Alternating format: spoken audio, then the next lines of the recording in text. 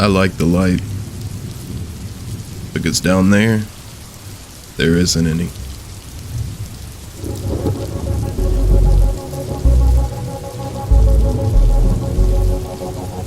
Welcome back to Cemetery Road Radio. It's good to have you with me again. Fire's low, the night's long, and I've got 3 stories for you before the sun comes up. Tonight we start small. A father, a daughter, a quiet house after dark. Kind of quiet you think you can trust.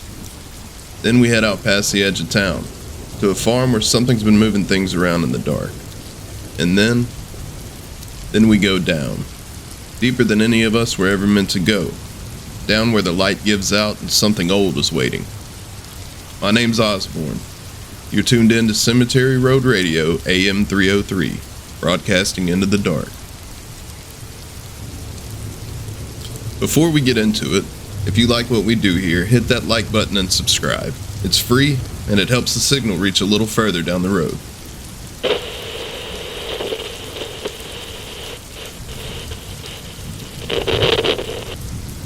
Story 1. Bedtime for my daughter. Every parent knows the quiet hours, the ones after the house has gone still, when it's just you and a child who won't close her eyes. Most nights, those hours are a gift. Most nights. My daughter finds it hard to fall asleep at bedtime. More often than not, she's up until 10. I suppose that wouldn't be so bad, but she's only 4. And she ought to be sleeping a good deal more than she does. It never really bothered me though.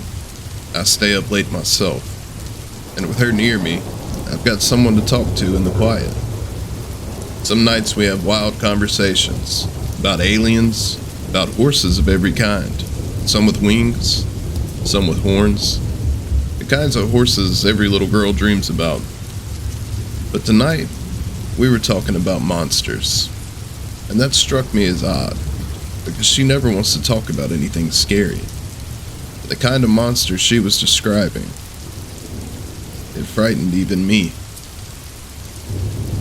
For whatever reason, she dreamed up this creature with jagged teeth, made for tearing into flesh. Scales like a fish, slimy, but tough. Like the armor of an armadillo, she said. But that wasn't the scariest part. The scariest part is what she said it does to its prey. She told me this monster will stalk you for a while. That it'll get you to trust it first. And then once you do, it attacks. When I asked her how it gets you to trust it, she couldn't come up with an answer.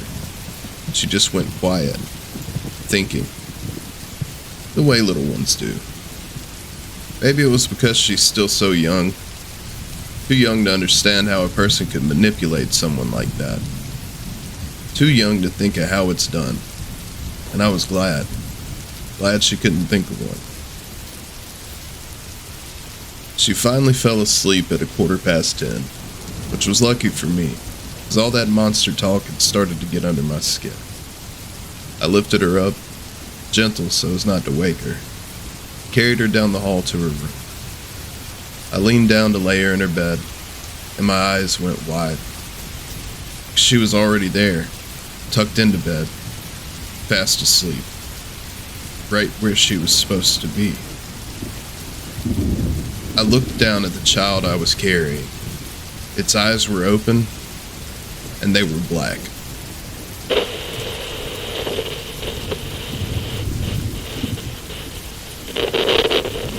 Sleep tight. Now let's head out of town for the next one. Out where the houses thin out and the fields go on past where the porch light reaches. Story 2.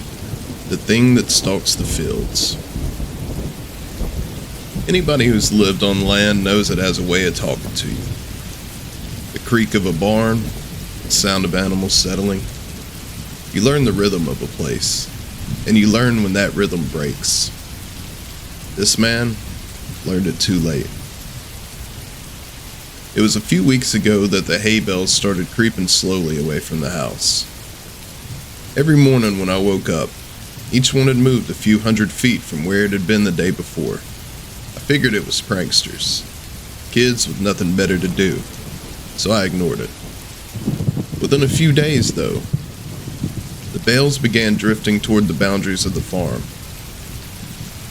I was tired of the whole game by then, so I decided to move them back. It took me a tedious hour to haul them all back near the house. By the time I was done, I was ready to snap the neck of whatever little pissant thought it was funny. The next morning, though, I found every one of my horses messily decapitated. It was the smell that woke me. Each one of them slumped against the side of its stall, and the heads. There was no sign of the heads anywhere. I spent the whole day cleaning up the mess and burying what was left. It was only when I finished that I noticed the hay bales had all returned to where they'd been the day before, scattered far out into the fields.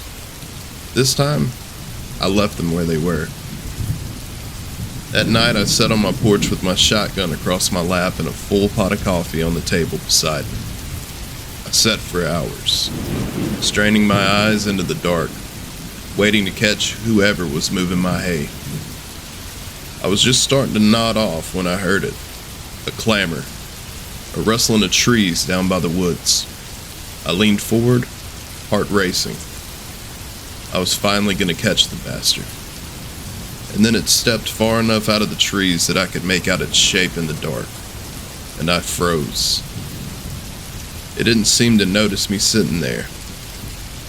It stalked through the field, hunched over, deliberate, moving with the posture of a tiptoeing thief. And even crouched down like that, it had to have stood over 10 feet tall. It was thin. The arms, the legs, the caved-in hollow of its chest. It reminded me of a starving animal. But there was nothing weak about it. I watched it lift each heavy bale into its arms like it weighed nothing. Carry it off a ways and set it down. Gentle, careful. Every so often it would straighten up to its full height and look around at where the other bales sat. Then it would bend back down and adjust the one in its hands, just slightly, like it was getting something exactly right. Before it left, it turned and looked towards the house. I felt its eyes pass over me in the dark. Whether it saw me or not, I couldn't tell you. Then it turned without a sound and crept back into the woods. It took me over an hour before I could even move. When the sun finally came up, I worked up the nerve to walk out into the fields.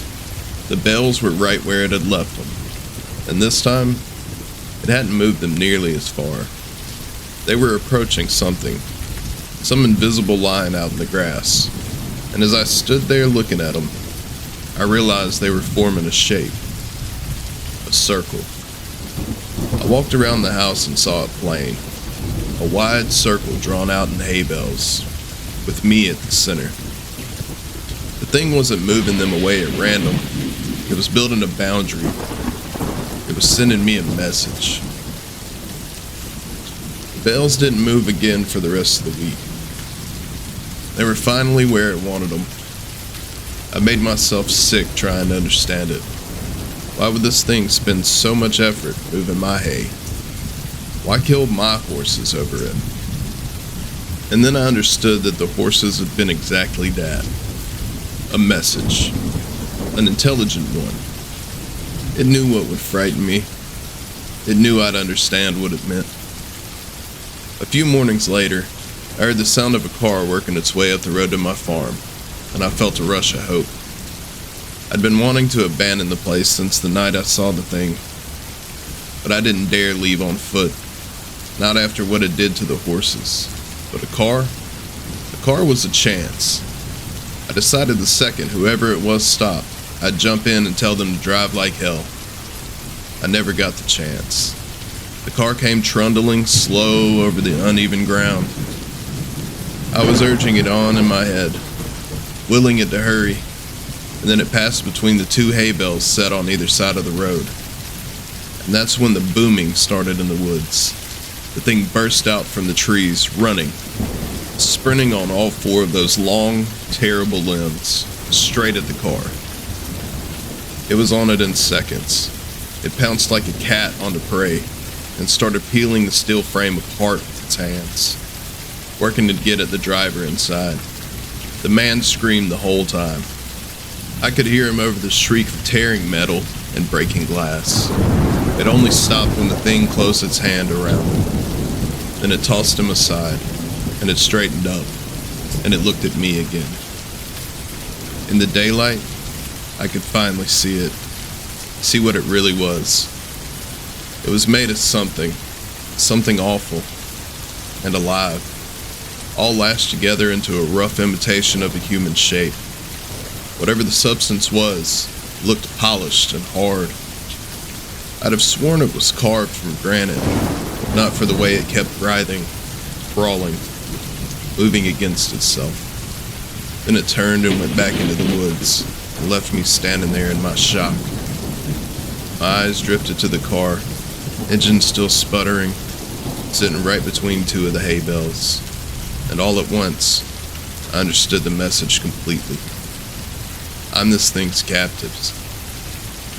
I'm not allowed visitors.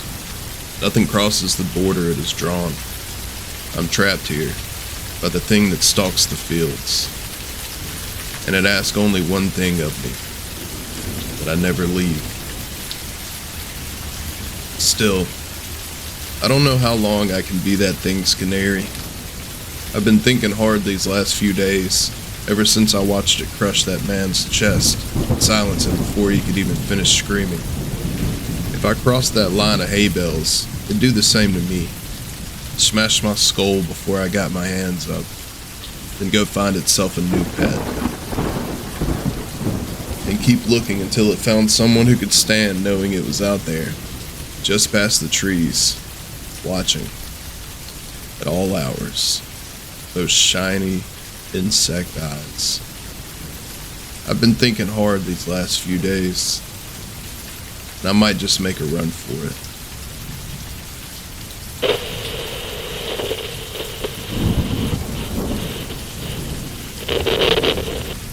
You still with me?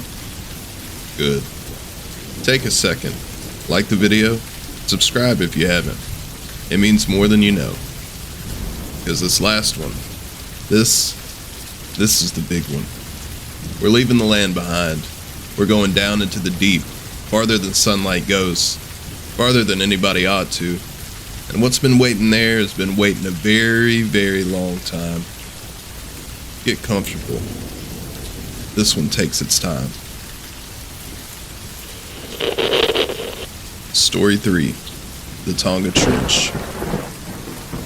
I like the light, because down there isn't any. Why do I work here?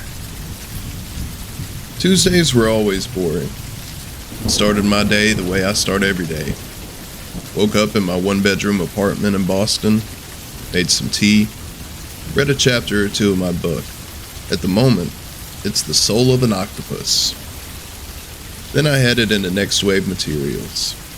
If you're not familiar, they're the biggest corporation in the world of deep-sea mining. And with the current boom, keeping their hold on the Tonga Trench takes a very large team. Coming out of college, I'd interned there, and within a few months I was a core member of one of the new maintenance teams. All that really meant was that I monitored data on our slurry lift systems, which are just giant pumps. If something broke, we waited until the yearly expedition to fix it. That was fine, because our pumps rarely broke. Until recently. We all used to have an excessive number of deep diver technicians. Until recently. Everyone knew it was dangerous work, but the survival rate on repair expeditions had gone from 66% just 2 years ago to 3% over the past 3 months. The numbers were skewed, sure. We were sending an expedition every 2 weeks now, and Next Wave loved to cut corners if it saved a little time.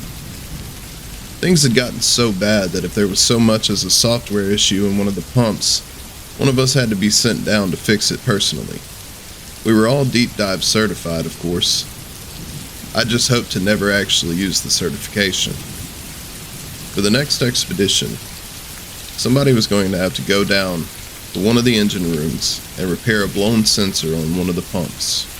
The way we chose was by drawing straws. Not figuratively, we sat there on our lunch break and drew. And mine was short. Very short. "Hey, Paul, hope you're not scared of the dark, buddy." My coworker John barked out a laugh, balding, bushy mustache, an intimidatingly large set of teeth. "Don't worry, Paul," my friend Heather said. "the last one came back just fine. That probably means things are turning around. It's just a sensor. We'll see you back in the office on Monday."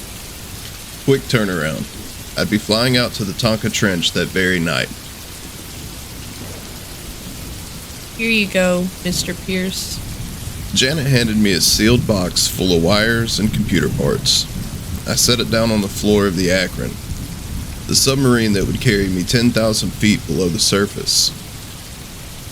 The rest of the way down, I'd be using a suit we called the Iron Man, a huge exoskeleton built to move under crushing pressure. It rode up front during the descent, and when the time came, I'd climb inside it. Janet briefed me. The descent would take hours. The light would disappear fast.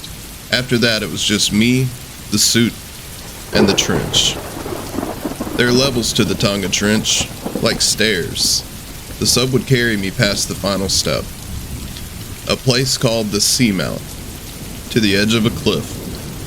3 lifts were down. I'd go to each, fix them, and radio to be brought back up.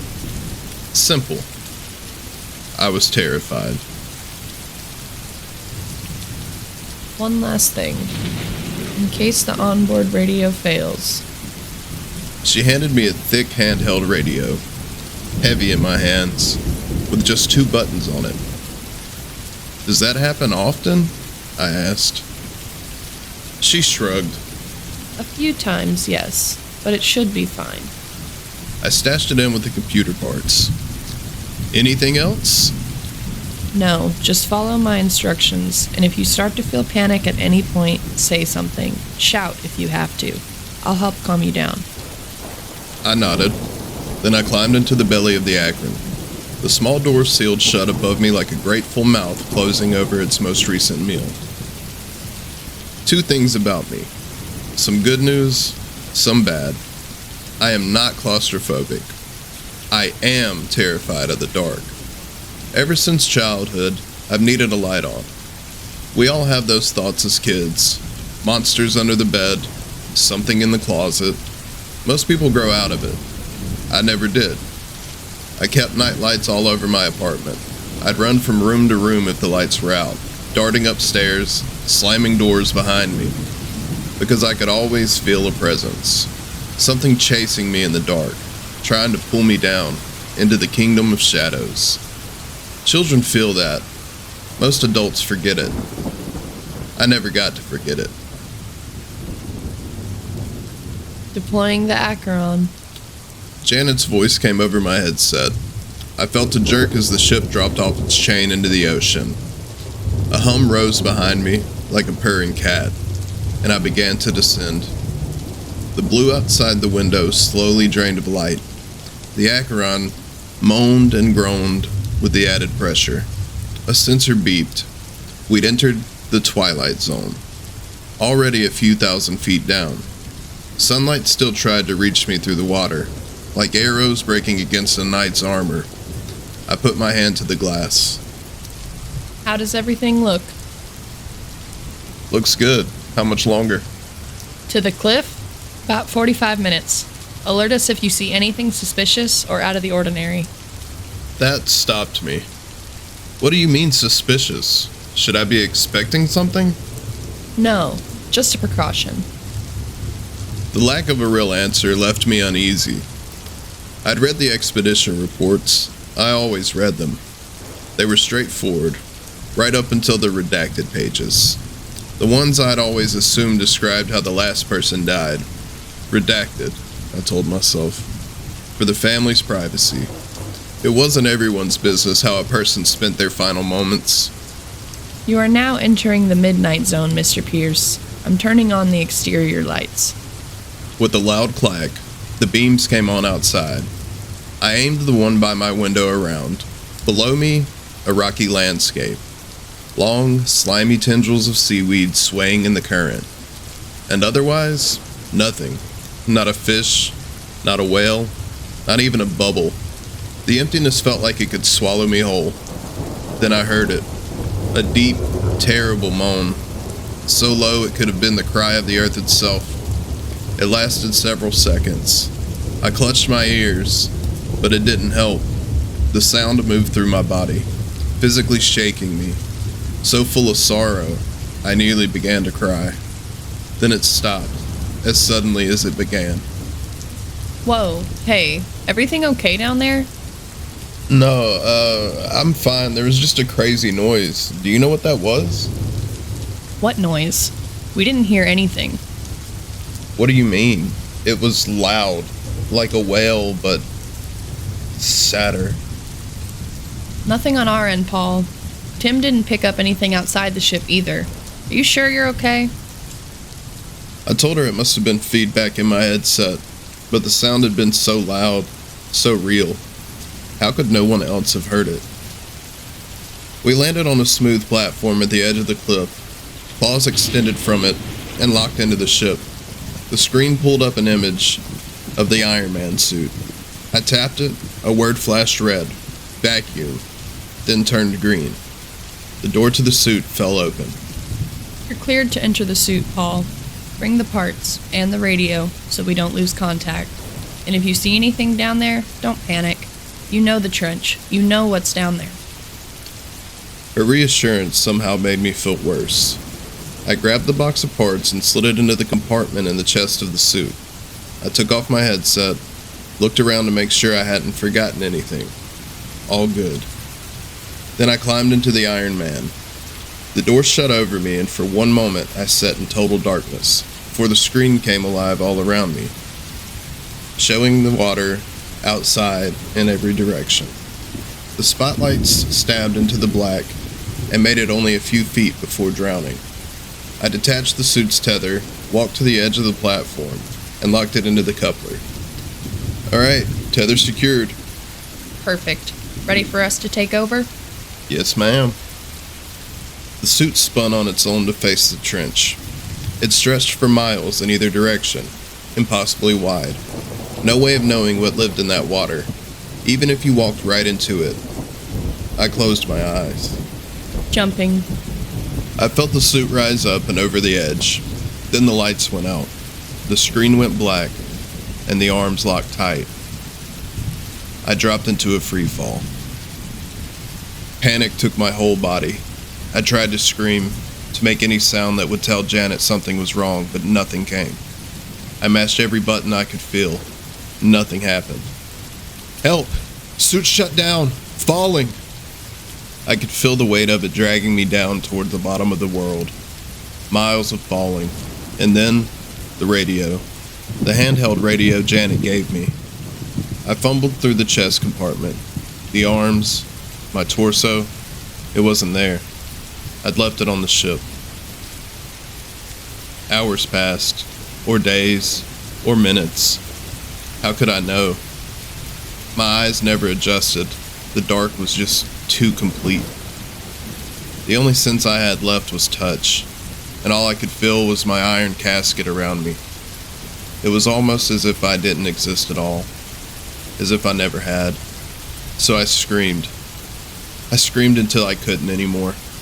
I wept out of pure terror and grief, until my throat went raw and I drifted in silence, angry at my Creator, forever making me, even as I sank toward the black cathedral with His creation. Thud. I hit the bottom, and I lay there. What else could I do? Beep. A red light blinked to life, right beside my jaw. Then a green one beside it. The suit was coming back online. I'd never been shown how to fully reboot the system. We never thought we'd need to. So I spent 5 long minutes resurrecting the Iron Man. Finally, the screen came up around me, and I let out a hoarse little cry of victory. I stood the suit up and looked around. Even with the helmet lights, I could barely see 5 feet. It was like the darkness was drinking the light straight out of the air. I pulled up the navigation screen. I'd landed surprisingly close to the first pump, only a football field away. I decided to walk it to save fuel. I'd need every drop to get back out of that trench. Each step was like pulling my foot out of wet concrete. Halfway there, I checked the radio receiver in the suit's menu. Something had struck the back of the suit during the fall and crushed the port. The schematic showed it plainly. All caved in. No radio. Not for the rest of my time down here. The pump, when I reached it, was enormous. 50 feet wide at least, steel and reinforced concrete. Pipes running up and down like snakes through a jungle. I could feel it humming. I pressed the suit's fist into a gap in the wall, and a hatch opened. I stepped inside and sealed it behind me. Green lights came on. I was standing in a kind of bowl, stairs leading up to a door. Tick, tick, tick, tick. Something touched the top of my helmet. I spun around and gasped. Walking on the ceiling above me was a spider crab, 10 feet across at least. The green glow made it look almost supernatural. Its legs all stretched toward me like it had been waiting to drop.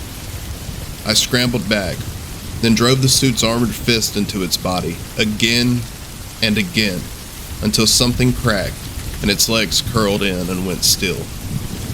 I caught my breath. I had not expected company down here. I drained the chamber, climbed out of the suit, and went up the stairs to fix the pump.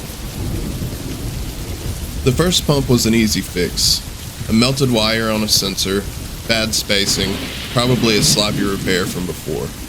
I replaced it, rebooted the system, and after 20 minutes a green light came on. Working again. I went down to the control board on the middle floor, checked the diagnostics. Everything looked fine. Time to move on. Then, beep, beep, beep. A yellow light under the screen flashing a message I couldn't clear. Unauthorized presence. Address immediately. The screen showed the bay below, empty, except for my suit and the dead crab. Stupid computer, I muttered. There's nothing down there. But when I went to the stairs, the hair stood up on the back of my neck. I looked down into that bay and I felt like a child again, afraid of the basement. And for just a second, I swear I saw someone standing down there. Tattered shirt, old boots, and then it was gone. I went back to the board, careful not to turn my back to the stairs. The alarm stopped on its own, and the silence that followed was so total, I almost wished it back, just for the company. Then the door to the 3rd floor above me opened, and closed. Nope! I bolted down to the bay, dropped into my suit, and hit the on button. The whole time I could feel something behind me. Every time I looked, there was nothing there. I set my course for the second pump and flooded the chamber to leave. As the water rose, I kept checking the corners of the room for that man I'd been so sure I'd seen. I stepped out into the trench, turned to seal the door behind me, and I felt the presence again. The door began to slide shut, and through the gap, inside the flooding bay, I saw him. A man, just standing there, not drowning, not panicking, not being crushed by the pressure, just standing, staring at me. And right before the door sealed, I read the logo on his shirt. Next wave. I was standing in a metal suit at the bottom of the ocean, and I had just seen a ghost. I told myself it was hunger, the dark, my mind playing tricks on me. The second pump had food. I'd eat, and I'd feel human again. So I pressed on. This pump had been out of commission almost 3 months, which is pretty strange for Next Wave. They said it kept coming back online on its own every few days, looking perfectly fine, so they hadn't prioritized it. But the last 2 missions sent to fix it had both lost contact, supposedly before they ever even reached it. When I got there, the bay door wouldn't open at first. I tried again and again. Then, on its own, it slid up and let me in. Maybe it was delayed, I told myself. I drained the chamber and then climbed out. The moment I opened the inner door, the smell hit me. Rot. Seawater. And something underneath it I couldn't name. I climbed the stairs toward the warm light above, soldering iron in hand, closest thing I had to a weapon. My foot slipped in something thick. Then the lights died. The whole pump shuddered to a halt. Click. My flashlight came on. The thick liquid I'd been walking through was blood. Some dried and caked on the walls, some of it fresh. At the top of the stairs, the room opened up, and it was full of them. Crab bodies. Dozens. Legs torn from bodies and thrown everywhere. Guts spilled across the floor. Some old and dry, some still wet. One lay on its back on the control board, a wrench buried deep in its belly. I reached to move it, and its leg jerked back from my hand. Still alive. Barely. It clicked once, then slid off the board and went still. Then the feeling of being watched returned. I spun in a circle. Nothing. I got the lights back on and a human voice spoke. "Oh, I'm sorry. I didn't mean to hide. The dark just scares me, you know." A man rose up from behind a pile of shells. His white Next Wave shirt was soaked in blood. His feet were bare and black. He was painfully thin, and he brushed the slick hair from his face with red hands and waved at me cheerfully. What the hell? Who are you? I held the soldering iron out like a knife. "Whoa, man, it's okay. I'm so happy to see you. I haven't seen people in so long. Did you come to rescue me?" I lowered the iron a little. No, routine maintenance. We knew people got lost down here, but we didn't expect any of them alive. "Oh, I guess that makes sense." What's your name? He brightened, then went sad. I don't remember. Maybe you could tell me." And he smiled through stained teeth. The man had been driven completely insane. I told him I couldn't tell him his name, but maybe I could help him get home. He jumped back, horrified. "Home? No. We can't leave. We can never leave." Don't you have a suit? "No, it's broken. That's how I got stuck here. That part I remember." He offered me food, pointed to a row of steel cabinets along the wall. I was starving. I tore into 3 ration packs, the best food I'd tasted in my life. And then it struck me. These rations should last years. The cabinets were packed full. Several people could have lived down here for months without worry. So why was this man gutting and eating crabs? You want some? I asked him. He only shook his head and smiled, and I felt the fear creep back in. I know your suit's broken. I might be able to fix it. Where is it? No, I don't want it fixed. We need to stay. It's good to stay, you see? His eyes were wide. He'd crouched down behind me, picking at his bloody nails the whole time I ate. I'm not staying, and neither can you. Where's your suit? No, you have to stay, for his glory. He stood, his thin arms tensed. The kindness was gone from his face entirely. He provides for me, so I must provide for him. You'll see. He lunged, I turned and ran for the stairs, slipping across the bloody floor. He screamed behind me, Wait! No! Don't leave!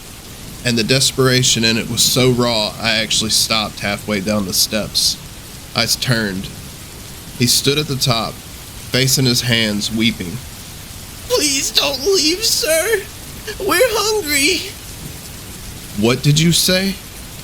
Through the tears I saw him smile. You can't leave me, see? And he jumped. He hit me hard, and we went down the stairs together, body over body. I heard a crack in my ribs. We slammed into the bottom. Schnooked. I looked down at him. My soldering iron was buried in his eye. Blood pooled out around him. I checked for a pulse. Nothing. I had just killed a man. But he was already dead, wasn't he? A dead man walking. No. I could have saved him. He said he'd had a suit, and that it broke. So where was it? It wasn't in the bay. It wasn't on the middle floor. There was only one place left to look. The top floor. I climbed the long staircase. The higher I went, the less blood there was. Until at the very top, the walls and steps were spotless. I opened the door and turned on my flashlight. What the? Across every wall, the pipes, the servers, the ceiling, there was writing. Archaic. Unrecognizable. Some symbols tiny, some of them feet across, and all of them written in blood. I worked through the maze toward the center of the room, where it opened into a small clear circle, and in the center of the circle were the writing supplies. A human torso, ripped clean from its legs and head, the chest hollowed out and filled with blood, a bucket, and the brush. The brush was an arm, fingers removed, lodged into the rib cage. And above it all, on the ceiling, the largest symbol of them all. The longer I looked, the more I understood what I was seeing. Tentacles, like an octopus, reaching down toward the body below. I don't know how long I stared. The longer I looked, the more I could feel it. Its presence. His presence. Beep, beep, beep. The sound snapped me out of it. I scrambled back through the maze, out the door, and down the stairs. The control board was lit up with every warning imaginable. Hull breaches, oxygen failure, overheating, generator collapse. I couldn't fix any of it. I ran for the bay, dropped into my suit, and flooded the chamber. I just have to get to the top of the trench, I told myself. They can pull me out from there. I walked out into the open dark and put a full mile between me and the pump before I finally fired the engines and shot upward towards the surface. Up, 1,000 feet, 2,000 feet. I started to smile. I'd get home, quit, and never look at the ocean again. Then I stopped rising. No matter how hard I pushed, I couldn't climb any higher. And then, with a terrible lurch, I began to fall. Faster and faster, the suit screaming around me until I nearly blacked out. Bam! I hit the trench floor, and everything went dark. I woke a few minutes later. I tried to stand the suit and barely managed to roll it onto its stomach. Then, a rumble. The same sound I'd heard up on the platform. The same moan, only older now, more ancient. And I could feel that presence rising up behind me. Thud. Thud. Thud. The ground shook with each one. Something landing to my right, my left, behind me, and then a weight around my leg. Something closed around the suit's leg and began to squeeze, crushing the metal inward until it bit into my own flesh, and then into my bone. I screamed with no sound. It twisted, and I felt the muscle burst like a fruit in a press. Then the screen flashed red, and the arms came back to life. I slammed the accelerator, not caring which way. The suit lurched, tearing me half free, ripping the muscle of my leg apart like cooked brisket. I steered wildly, and finally the grip let go, and I tumbled across the sand in a cloud. All I could do was crawl, one metal claw in front of the other, dragging my ruined legs behind me. And then I saw it. A structure rising out of the seafloor, ringed with light. Another pump. I crawled for the hatch.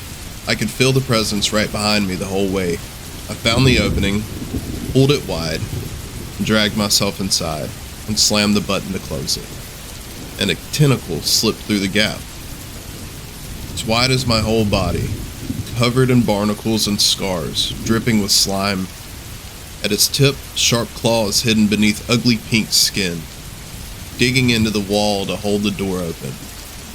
I hammered the button, and the door fought against it.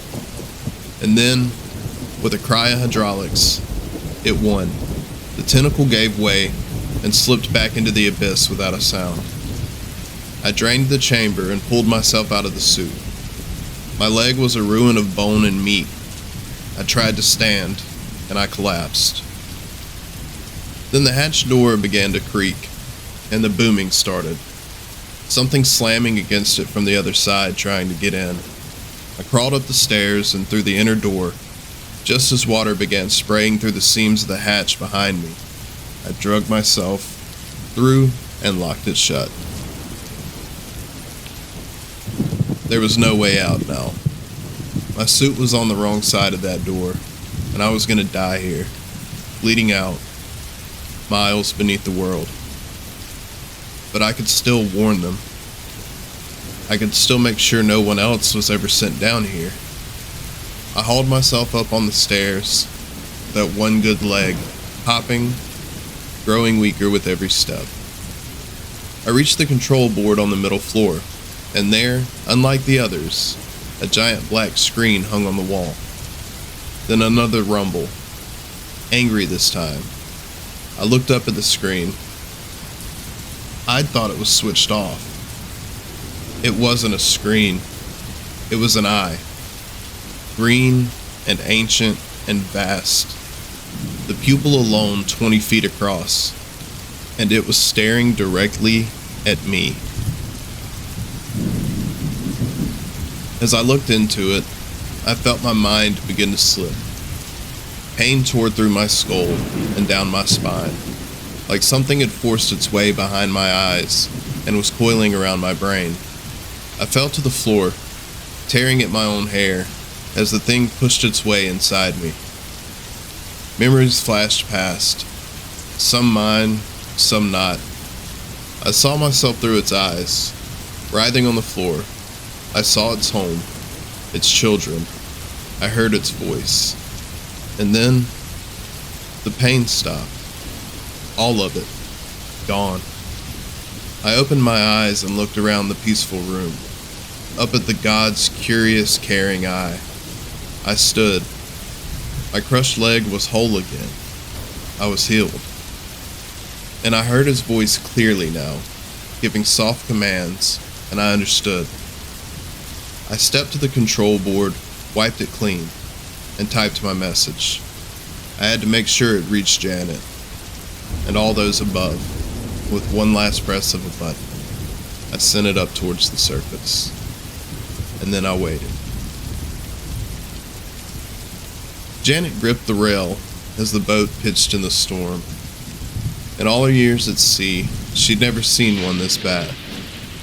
They'd lost contact with the last operation a week ago, and stayed out a few extra days just in case, when the storm came out of nowhere and threatened to take them all down with it. Captain, we're picking something up. Her radio buzzed. What do you mean? It's a message. She ran for the bridge through the rain and the wind, threw open the door. What kind of message? It's from one of the pumps. Here, read it. The man stepped back from his screen, and across it, stretched in large, bold letters, was this: I remain alive. A discovery has been made, and you all must see it. Join me below. E. Pierce.